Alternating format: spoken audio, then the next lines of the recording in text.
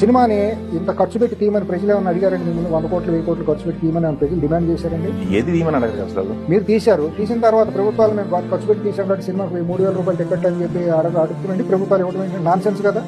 ఒక రైతు పండిస్తే నేను పండించాను, నాకు బస్తాకి 2000 రూపాయలు అవుతుంది, నేను 2000 రూపాయలు అమ్ముకోమని అంటే ఇస్తున్నారా? రైతుకు లేని వెసులుబాటు సినిమా వాళ్ళకి ఎందుకు ఉండాలి? వీళ్ళు తీసేన అసాంఘికమైన సినిమాలు, ఒక స్మగ్లర్ సినిమాలు, ఒక వ్యభిచార ప్రవృత్తిని ప్రోత్సహించే సినిమాలు, అశ్లీలలోనూ అసభ్య ప్రదర్శనలు లాంటి అంగాంగ ప్రదర్శన చేసే సినిమాలతో ఇదే వీళ్ళు ప్రోత్సహించే సంస్కృతి సంప్రదాయాలు. మీరు 4-5 కుటుంబాలు చేరి థియేటర్లు, సినిమా ఇండస్ట్రీలో హీరోలు మీరే, రాష్ట్రంలో థియేటర్లు మీ చెప్పు చేతల్లోనే, మీ చెప్పు చేతలో ప్రభుత్వాలు ఉండాలి.